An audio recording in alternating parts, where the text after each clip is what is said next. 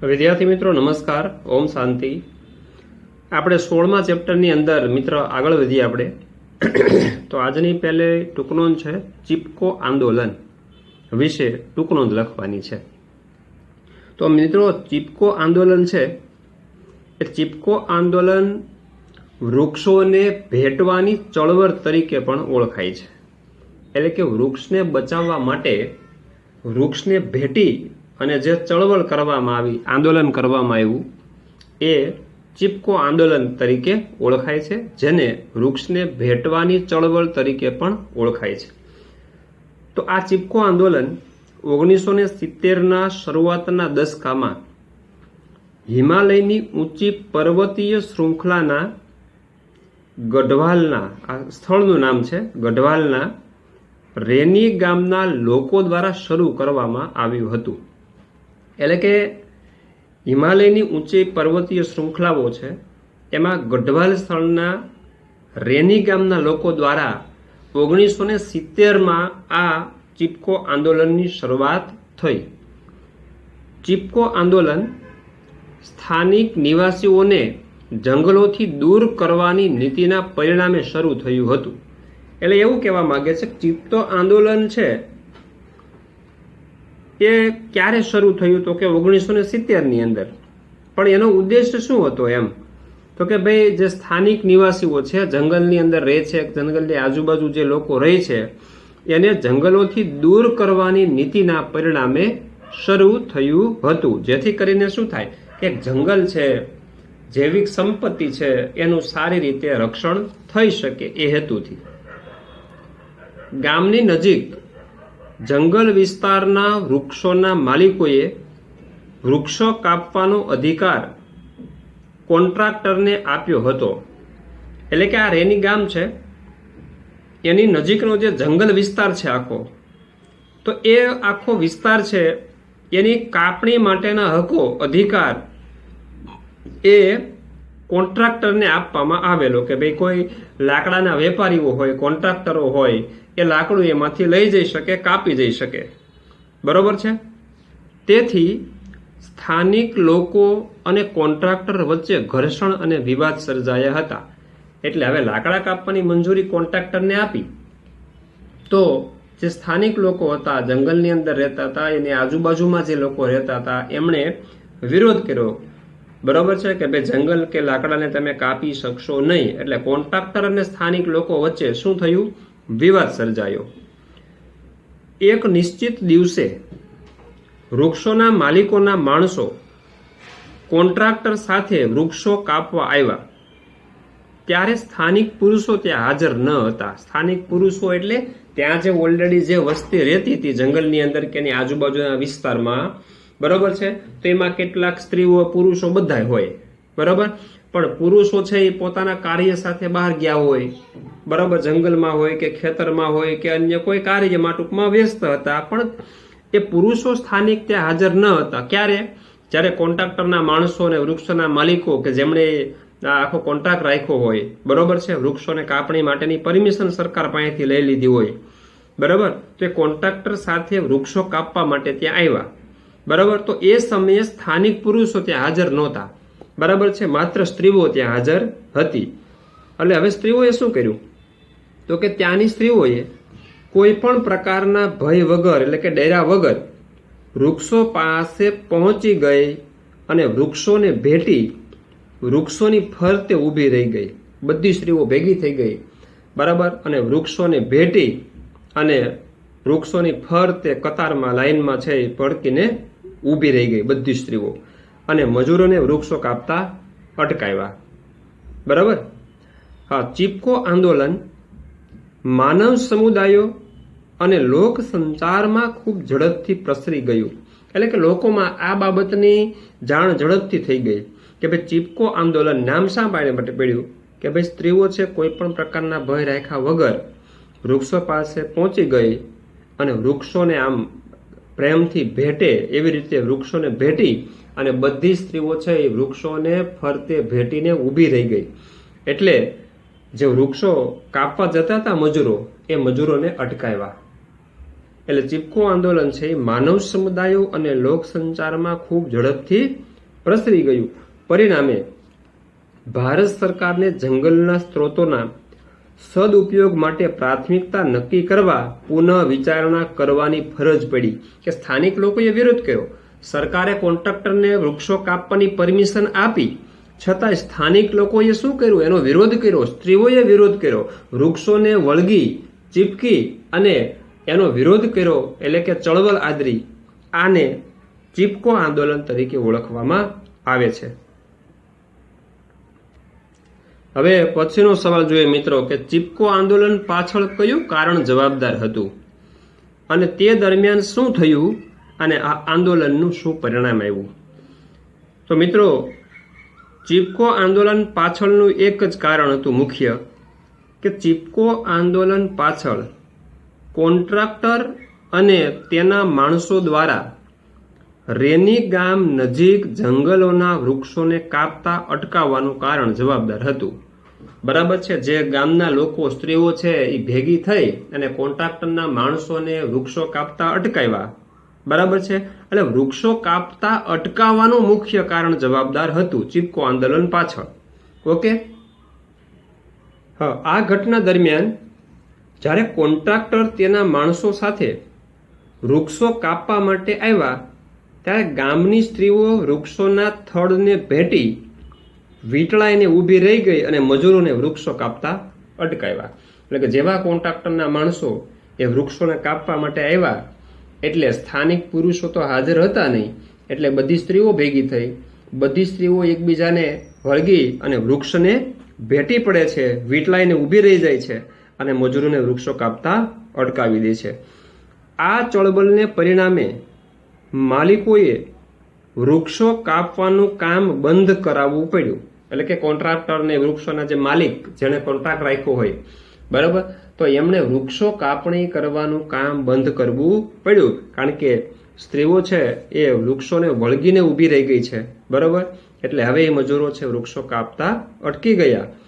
આ ચળવળને પરિણામે માલિકોએ વૃક્ષોને કાપવાનું બંધ કરાવવું પડ્યું અને ભારત સરકારને પણ જંગલના સ્ત્રોતોના સદઉપયોગ માટે તેમજ તેની જાળવણી માટે પુનઃ વિચારણા કરવાની ફરજ પડી.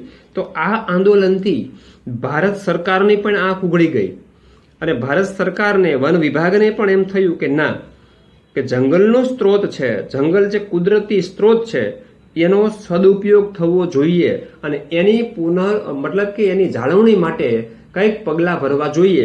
આવી રીતે આડેધડ ગમે તેને કોન્ટ્રાક્ટ આપી અને માલિકોને વૃક્ષો કાપવાનું, છેદન કરવાની પરમિશન આપી અને જૈવ સૃષ્ટિનું નાશ કરવો જોઈએ નહીં. તો એના માટે ભારત સરકાર દ્વારા પણ પુનઃ વિચારણાની ફરજ પાડવામાં આવી.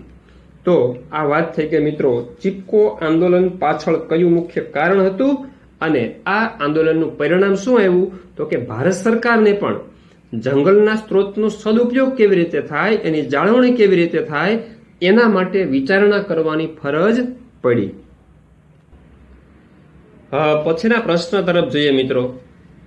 તો પ્રશ્ન છે, ઉદાહરણ વડે સમજાવો કે સ્થાનિક લોકોની ભાગીદારીથી જંગલોનું વ્યવસ્થાપન કાર્યદક્ષતાથી અથવા તો અસરકારક રીતે થઈ શકે છે. હવે મિત્રો, આ પ્રશ્નની ચર્ચા કર્યા પહેલા આપણે થોડીક વાત કરીએ કે તમને કદાચ ખ્યાલ હોય કે ઘણા વર્ષો પહેલા ગ્રામ્ય વિસ્તારમાં અને આજુબાજુ જે ખુલ્લી જમીનો હોય, વેરાન જગ્યા પડેલી હોય, તો ત્યાં સરકાર દ્વારા જંગલને પુનઃ નિર્માણ કરવાની યોજના છે એ હતી. હવે માની લો કે કોઈ ગ્રામ્ય વિસ્તારની અંદર 100-200 વીઘા, 500 વીઘા જમીન છે એ વેરાન એમને પડી છે, તો ત્યાં કોઈ નીલગિરીના વૃક્ષો કે એવા ચોક્કસ પ્રકારના વૃક્ષો, સાગના વૃક્ષો વગેરે વાવી અને એનું જતન કરી અને ત્યાં ગાઢ જંગલ બનાવવામાં આવે. હવે એના માટેનું વ્યવસ્થાપન છે, મેનેજમેન્ટ કરવું પડે. જંગલ હોય તો એનું મેનેજમેન્ટ કરવું પડે, પાણીની વ્યવસ્થા કરવી પડે, દેખરેખ રાખવી પડે. આના માટે કેટલાય માણસોની જરૂર પડે, કેટલાય દેખરેખ માટે અધિકારીઓની જરૂર પડે. તો આ વ્યવસ્થાપન છે, મુખ્ય ખર્ચ છે, જે કાંઈ થાય છે, રોપાનો, પાણીની વ્યવસ્થાનો, આ તે એ સરકાર બધું કરે. અને એના માટેની વ્યવસ્થાપનનો કેટલોક ભાગ છે, બરાબર, એ જે ગામની જમીન હોય અથવા તો કોઈ જંગલ બનતું હોય એની નજીકનું આજુબાજુના ગ્રામ્ય વિસ્તારના લોકો હોય છે, બરાબર છે, જે પ્રકૃતિ પ્રેમી માણસો હોય છે, એવા માણસોને એની દેખરેખ માટે, એનું સંચાલન માટે પણ ગામના લોકોને સહભાગી બનાવવામાં આવે છે. માત્ર સરકારી તંત્ર નહીં, સરકારી તંત્ર, સરકારના અધિકારીઓ અને વત્તા એ જંગલ જે બની રહ્યું છે એની આજુબાજુના ગામના જે લોકો હોય છે, પ્રકૃતિ પ્રેમી લોકો, ભણેલા ગણેલા લોકો છે, જે જંગલને ડેવલપ કરવામાં રસ ધરાવે છે, આવા લોકોને પણ એમાં સામેલ કરવામાં આવે છે. એટલે કે સરકાર વત્તા સ્થાનિક લોકો, બરાબર છે, બેયના સમન્વયથી, બરાબર છે, એક આ જે પોલિસી છે મિત્રો, બરાબર, આને જોઈન્ટ ફોરેસ્ટ મેનેજમેન્ટ પોલિસી કહેવામાં આવે છે, JFM કહેવામાં આવે છે. આના વિશેનો અભ્યાસ તમે થોડોક વિગતવાર 11-12 સાયન્સની અંદર કરશો મિત્રો, બરાબર. પણ અહીંયા થોડીક આપણે વાત કરીએ છીએ કે સ્થાનિક લોકોની ભાગીદારીથી જંગલનું જે વ્યવસ્થાપન છે એ વધુ સારી રીતે થઈ શકે છે. ચાલો, ગામના લોકો એનું ધ્યાન રાખે છે, દેખરેખ રાખે છે, બરાબર. તો સરકાર છે એના બદલાની અંદર ગામના લોકોને એ જંગલની કેટલીક પેદાશો, એનો ઉપયોગ કરવા માટેની પરમિશન આપે છે. એમાં જે ચારો ઉગે છે તો એનો પણ ચરાઈ માટેની સંમતિ છે એ પણ આપવામાં આવે છે. જંગલની કેટલી પેદાશો થાય છે એ પેદાશોનો ઉપયોગ કરવામાં પણ ગામના લોકોને છૂટછાટ આપવામાં આવે છે. પણ ધ્યાન એ રાખવાનું છે કે એ કુદરતી સંપત્તિ છે, જંગલ છે, વૃક્ષો છે, એને બીજી રીતે કોઈ નુકસાન થવું જોઈએ નહીં.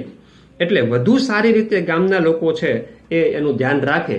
એટલે સરકારી તંત્ર વત્તા સ્થાનિક લોકો એ બે વચ્ચે જ્યારે એક જોઈન્ટ ફોરેસ્ટ મેનેજમેન્ટ પોલિસીની રચના થાય ત્યારે જંગલ છે મિત્રો વધુ અસરકારક રીતે ડેવલપિંગ છે એ થાય છે. તો આ પ્રશ્નની અંદર એક ઉદાહરણ આપણે જોવાનું છે. પશ્ચિમ બંગાળની અંદર, બરાબર છે, મિદનાપુર જિલ્લાની અંદર સાલના જતન માટે ત્યાંના લોકોએ જે અધિકારીઓ દ્વારા આ શરૂઆત થઈ અને ત્યારથી ધીમે ધીમે આખા ભારત દેશની અંદર આ અભિયાન છે એ શરૂ થયું.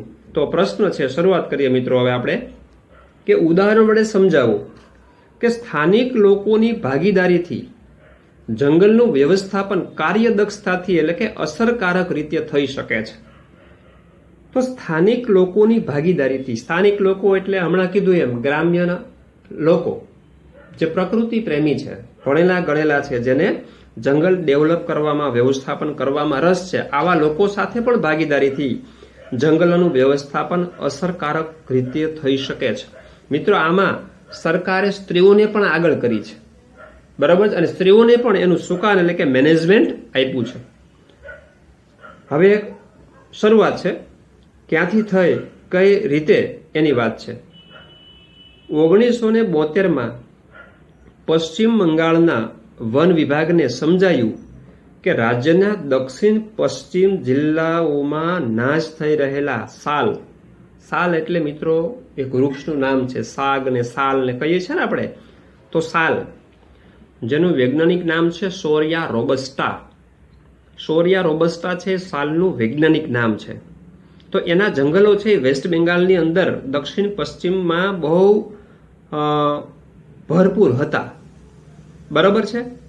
પણ આ જંગલોની પુનઃસ્થાપનાની યોજના નિષ્ફળ થઈ રહી હતી. એટલે કે એવું કહે છે કે ભાઈ જંગલ ખાતાને એવું જાણવા મળ્યું કે ભાઈ પશ્ચિમ બંગાળની અંદર જે સાલના વૃક્ષો જે વર્ષો પહેલા પુષ્કળ માત્રામાં થતા, બરોબર છે, તો એનો ઉછેર માટેની જે સરકારે કામગીરી આદરી, અભિયાન આદરેલું કે ભાઈ જંગલની અંદર સાલના વૃક્ષોને વાવવા, એનું જતન કરવું, એનો ઉછેર કરવો, અને ત્યાં જે સાલના વૃક્ષો, જંગલોનો નાશ થઈ ગયો હતો એ જંગલો પાછા બની જાય, આ હેતુ હતો સરકારનો, બરોબર. પણ સરકારનો આ હેતુ છે કેવો નીવડ્યો? નિષ્ફળ નીવડ્યો. કારણ કે એ સમયે સ્થાનિક લોકો એમાં સામેલ નહોતા, માત્ર સરકારી તંત્ર જ કામ કરતું હતું, બરાબર છે. દેખરેખ રાખવાનું કામ, મેનેજમેન્ટ કરવાનું કામ બધું જ સરકાર કરે. હવે સરકારી અધિકારીઓ છે બધા જ કાર્યને પહોંચી વળે નહીં. એટલે કે આ યોજના છે, બરાબર, એ નિષ્ફળ થતી રહી, એટલે કે નિષ્ફળ નીવડી. જંગલોનું પુનઃસ્થાપન કરવાની, જંગલ પાછા ઘટાતાર બનાવવાની યોજના છે, સફળ નીવડી નહીં. એટલે હવે વન વિભાગના અધિકારી, આ સમયે વન વિભાગના અધિકારી A.K. બેનર્જીએ ખૂબ જ ખરાબ પરિસ્થિતિ ધરાવતા મિદનાપુર જિલ્લાના અરાબારીના, આ મિદનાપુર જિલ્લાનું અરાબારી ગામ સ્થળ છે, એના 1272 હેક્ટર વિસ્તારમાં સાલની જાળવણી માટે સ્થાનિક ગ્રામવાસીઓનો સમાવેશ કર્યો. એટલે હવે શું થયું? માત્ર સરકારી તંત્ર છે એ જંગલનું રક્ષણ કરવામાં કે પુનઃનિર્માણ કરવામાં નિષ્ફળ નીવડ્યું. બરાબર છે. અને ખાસ કરીને અહીંયા જે સ્થળ આપ્યું છે કે મિદનાપુર જિલ્લાની અંદર પરિસ્થિતિ જે ખરાબ હશે, સાલની જાળવણી માટે ત્યાં વધારે જરૂર હશે. બરાબર. તો ત્યાંના વન વિભાગના અધિકારી A.K. બેનર્જી એ ખૂબ જ ખરાબ પરિસ્થિતિ ધરાવતા મિદનાપુર જિલ્લાના આરાબારીના 1272 હેક્ટર વિસ્તારના સાલ જંગલની જાળવણી માટે બરાબર સ્થાનિક ગ્રામવાસીઓનો સમાવેશ કર્યો. એટલે ગ્રામવાસીઓને શું કરવાનું હોય? દેખરેખ રાખવાની હોય, વૃક્ષોને પાણી પાવાનું હોય, એનું જતન કરવાનું હોય. બરાબર છે. એ જંગલના કોઈ વૃક્ષોને નુકસાન ન થાય બીજા પ્રાણીઓથી. બરાબર છે. તો એ બધી દેખરેખ રાખવાનું કામ, મેનેજમેન્ટ કરવાનું કામ પણ સરકારે કોને સોંપ્યું? ત્યાંના સ્થાનિક ગ્રામવાસીઓને. એટલે હવે સરકારી તંત્ર તો છે જ, સરકારી અધિકારીઓ તો કામ કરશે જ, પણ એની સાથે ત્યાંના સ્થાનિક લોકો પણ એની સાથે જોડાઈ ગયા. બરાબર છે. એટલે ગ્રામવાસીઓ છે એનો પણ સમાવેશ કરવામાં આવ્યો.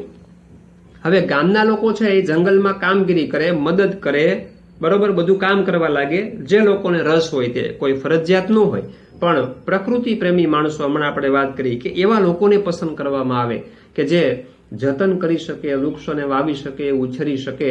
બરાબર છે. આમાં કોઈ અગ્રતાથી એ રસપૂર્વક એ કામ કરી શકે. તો તેના બદલામાં ગ્રામવાસીઓને આ વિસ્તારની દેખભાળની જવાબદારી અને રોજગારી, બરાબર, દેખરેખની જવાબદારી પણ સોંપવામાં આવે.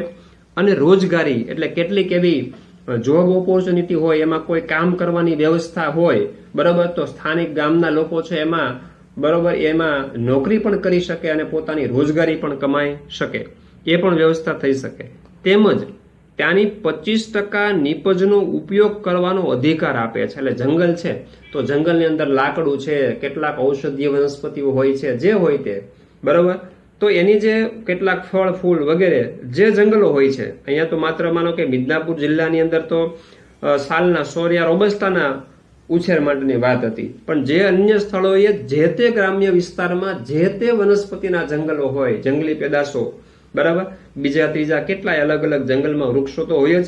ખાલી એક જ પ્રકારના વૃક્ષો હોય એવું તો જરૂરી નથી. બરાબર. તો એમાંથી જે નીપજ મળે છે, ગુંદર ને જંગલી કોઈ પણ પેદાશો મળે છે, એમાં 25% જેટલી નીપજ ઉપયોગ કરવાનો અધિકાર આપવામાં આવ્યો. એટલે ગામના લોકો ઉપયોગ કરી શકે. જંગલના ફળ ફૂલ, બરાબર, સૂકા લાકડા વગેરેનો ઉપયોગ કરી શકે છે. પણ ધ્યાન રાખવાનું કે જંગલના વૃક્ષોને કોઈ પ્રકારનું નુકસાન થવું જોઈએ નહીં. આ ઉપરાંત તેમને ખૂબ ઓછી કિંમતે બળતણ માટેના લાકડા, બરાબર, જંગલ ખાતું હોય, જંગલ લાકડા વનસ્પતિ સુકાઈ જાય તો એ લાકડાનો ઉપયોગ ગામના લોકો કરી શકે. અને જો સરકાર એને વેચે તો ગામના લોકોને પહેલા ખૂબ જ ઓછી કિંમતમાં, નજીવી કિંમતમાં એ લાકડું છે એ આપે છે. અને વત્તા પશુઓને ચરાવવાની સંમતિ પણ આપવામાં આવી. એટલે ઢોર હોય છે ગામની અંદર, બરોબર, તો એ ઢોર પણ ત્યાં ચરી શકે છે. હા, સ્થાનિક લોકોની સક્રિય ભાગીદારીથી આ સ્થળે, એટલે ક્યાંની વાત આપણે કરીએ છીએ? મિદનાપુર જિલ્લાના આરાબારી સ્થળમાં. બરોબર.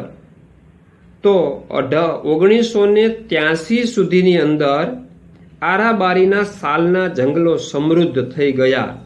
મિત્રો, 1972ની અંદર, બરોબર છે, આ યોજના છે એ નિષ્ફળ નીવડી, સરકારની યોજના નિષ્ફળ નીવડી.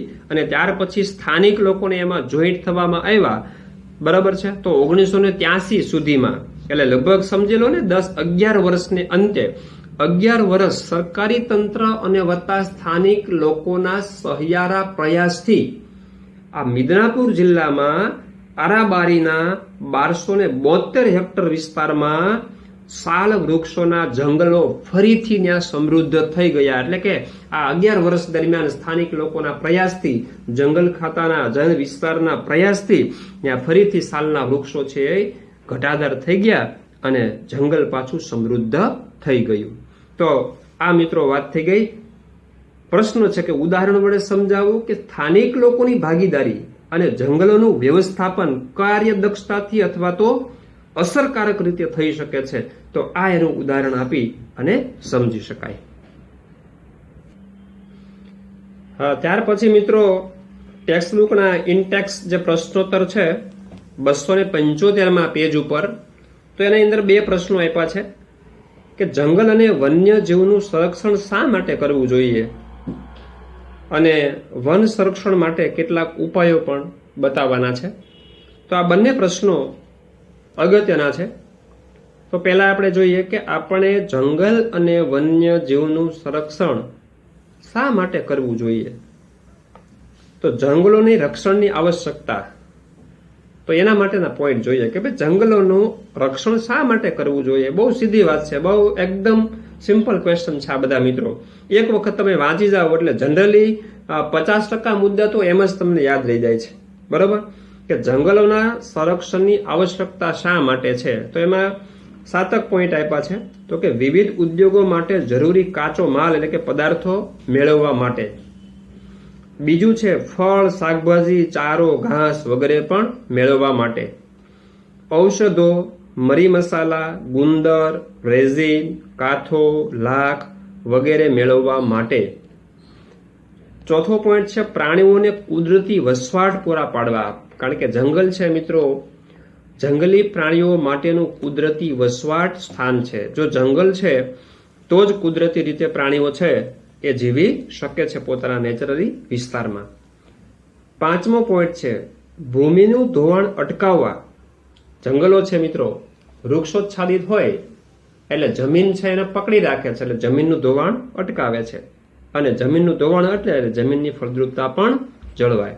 તો ભૂમિનું ધોવાણ અટકાવવા અને ફળદ્રુપતાને જાળવવા માટે. 6થો પોઈન્ટ છે આર્થિક અને સામાજિક વિકાસના સ્ત્રોત મેળવવા. હવે મિત્રો આર્થિક સામાજિક વિકાસનો સ્ત્રોત મેળવવા એટલે શું? આપણે જંગલની કેટલી પેદાશોનો ઉપયોગ કરીએ છીએ. તો જંગલ અને એની વિસ્તારની અંદર રહેતા સ્થાનિક લોકો છે એની તો મુખ્ય આજીવિકા છે જંગલની પેદાશો છે, લઘુ પેદાશો. જંગલમાંથી ગુંદર મળે છે, ફળ મળે છે, પુષ્પ મળે છે, આવી કેટલી પેદાશો, લાકડા વગેરે. તો જે જંગલની અંદર રહેતા જે ગરીબ લોકો છે, આજુબાજુના ગ્રામ્ય વિસ્તારમાં રહેતા લોકો છે, એ આવી જંગલની લઘુ પેદાશોનો ઉપયોગ કરે. આજુબાજુના ગ્રામ્ય કે શહેર વિસ્તારમાં જાય છે, એમાંથી વેચાણ કરે છે, જે કાંઈ ઉત્પાદન મેળવે છે એનું, અને એના પૈસાથી એ પોતાનું જીવન પોષણ ચલાવે છે. એટલે આર્થિક રીતે પણ એ ઉપયોગી છે, અને આર્થિક રીતે અને સામાજિક રીતે, કારણ કે પોતે આર્થિક રીતે જો કમાઈ શકતા હોય તો એ સમાજની અંદર પણ એ જીવી શકતા હોય છે. બરોબર. જંગલની અંદર કેટલાય લોકો મધમાખીના ઉછેર અને મધમાખીને પકડવાના કાર્ય સાથે સંકળાયેલા છે. મધમાખીનો ઉછેર કરે અને મધને ઉછેરે અને મધપુડામાંથી મધ મેળવી અને મધને વેચી અને એ પોતે પૈસા કમાઈને પોતાનું જીવન ભરણ પોષણ ચલાવે છે. તો જંગલ છે એક આર્થિક અને સામાજિક વિકાસના પણ સ્ત્રોત છે.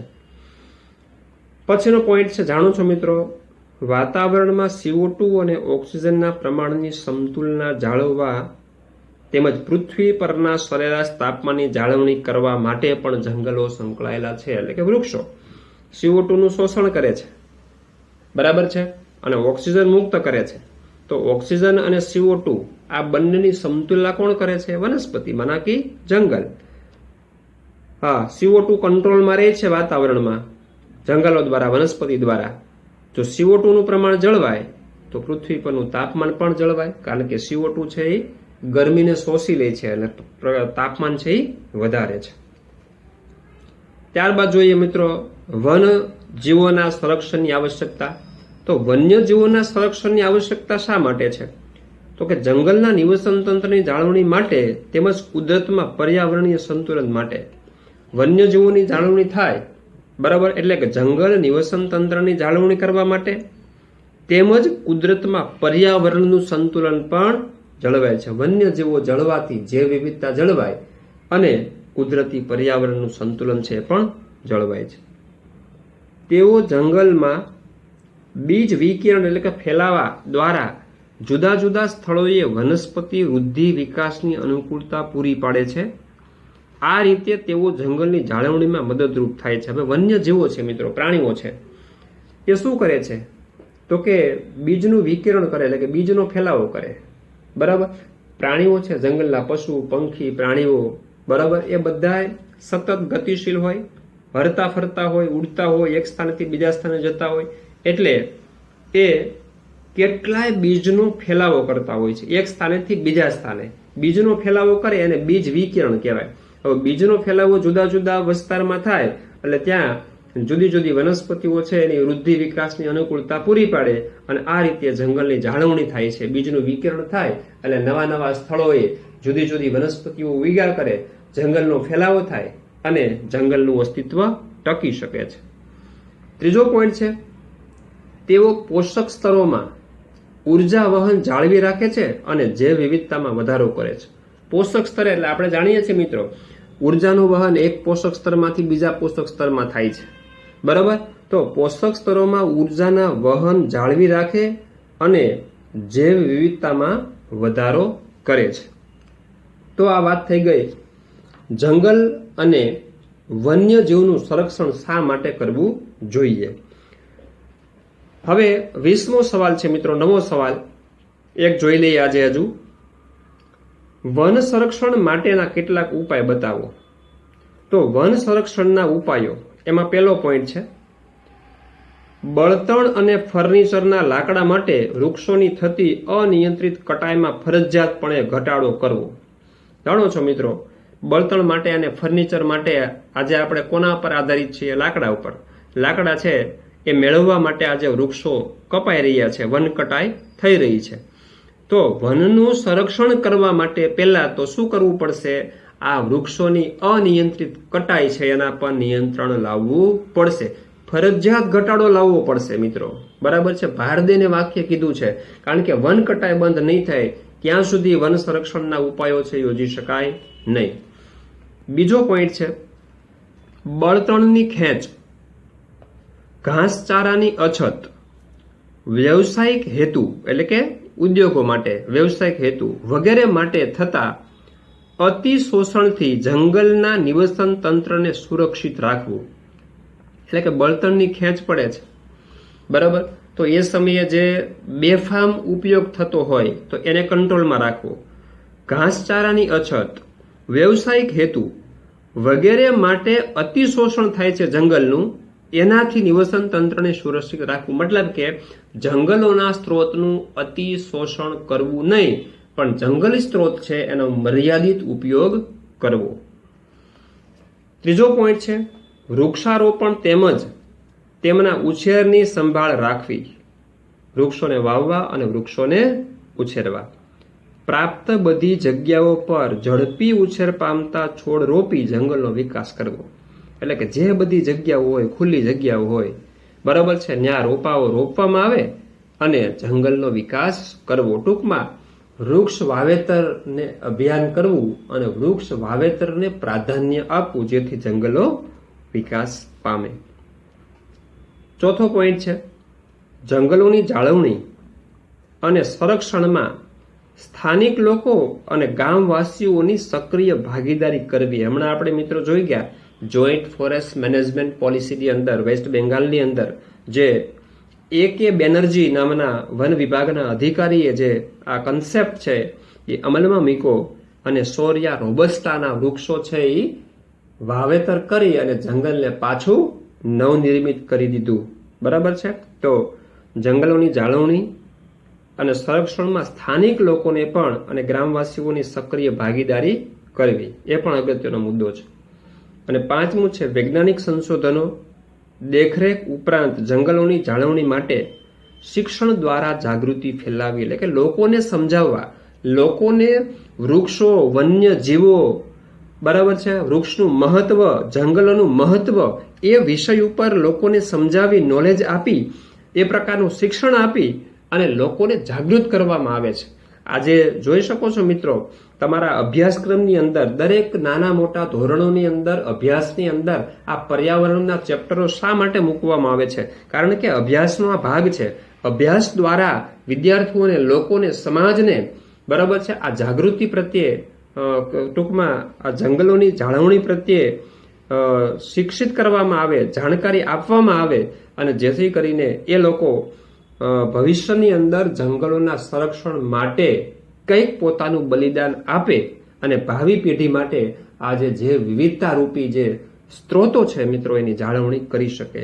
એટલે કે વૈજ્ઞાનિક સંશોધનો, દેખરેખ ઉપરાંત જંગલોની જાળવણી માટે શિક્ષણ દ્વારા જાગૃતિ ફેલાવવી.